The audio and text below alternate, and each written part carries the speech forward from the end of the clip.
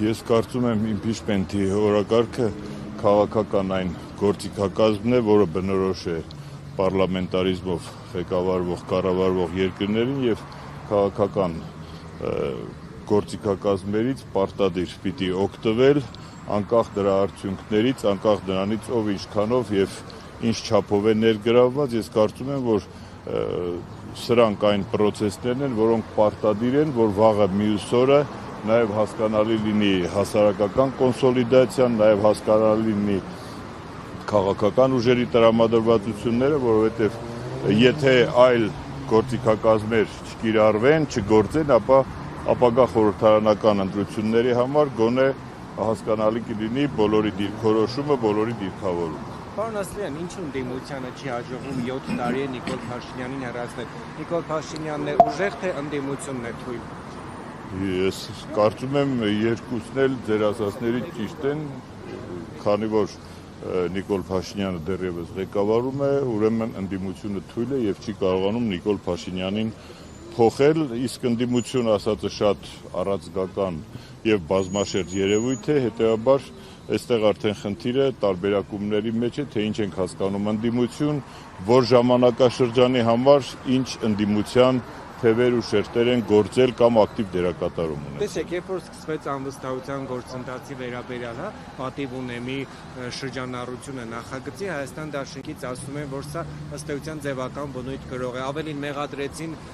պատիվ ունեմին, որ ըստ էության Նիկոլ Փաշինյանի իշխանությունը երկարաձգելու միտում են տեսել եւ այլն եւ այլն։ Ձեզ համար այս դիրքորոշումը եւ կոնկրետ Ռոբերտ Քոչարյանի, որը ղեկավարում է Հայաստան Դաշնքը, ձեզ համար ընդունելի է։ Գիտեք, այստեղ խնդիրը ոչ թե ինձ համար կամ մյուսների համար ընդունելի չընդունելի լինելն է, այլ հենց նոր էլ նշեցի, քաղաքական տարբեր ուժեր, քաղաքական տարբեր երևույթների, իրավական տարբեր գործընթացների նկատմամբ իրավունք ունեն ունենալու տարաբնույթ կարծիքներ, այստեղ խնդիրը արդեն քաղաքական երկխոսության արդյունքում ընդհանուր հայտարարի գալու մասին է, թե չէ ի սկզբանե, եթե բոլորը նույն մտածելակերպը, բոլորը նույն ծրագրերն ունենային, ապա բոլորով նաև նույն մի բլոկով կմասնակցեին։ Նիկոլ Փաշինյանի հեռացումն է, կարևոր։ Այս դեպքում պետք է եւ անձնական շահերը դրվեր մի կողմ եւ քաղաքական։ Կարծում եմ ամեն դեպքում անկախ քաղաքական նախասիրություններից, ուղղվածություններից, եթե ընդհանուր պայքարի տրամաբանությունը իշխանության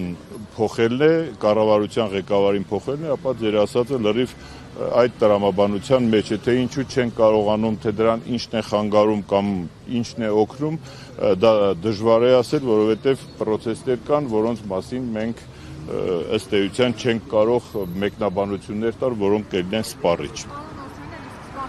Այսօր եւ հետագա արդեն օրերին լսումներից հետո ժողովուրդը բազմաթիվ ձախողված փորձերի է ականատես եղել ընդդիմության գործողությունների հետևանքով եւ արդյունքում։ Հիմա ձեզ ժողովուրդը կկանգնի այստեղ ու լսումներին զուգահեռ արդյոք փողոցը կլեցի։ Գիտեք, եթե սպասելիքներին նայենք, ապա բոլորը պիտի նստեն, սպասեն ինչ որ հարմար պահի, ինչ որ չգիտեմ, բազմոցներին բազմած, ես կարծում եմ, որ քաղաքական պրոցեսները պիտի թույլ տան օգտագործել բոլոր գործիքակազմերը եւ փորձել, եթե ընդհանուր դաշտի տրամաբանությունը, ընդդիմության ընդհանուր գաղափարախոսությունը միտված է իշխանափոխությանը, ապա կարծում եմ ցանկացած իրավական գործիքակազմ, որն ընձեռում է սահմանադրությունն օրենքները, պիտի կիրառել եւ պիտի երբեք չսպասել դրա 100%-անոց սպասելիք արդյունավետությանը։ Կարծում եմ փորձել միշտ պետք է, որևէ անգամ որևէ բան հենց այնպես չի տրվում, որևէ գործողություն առանց պայքարի որևէ արդյունք չի բերում։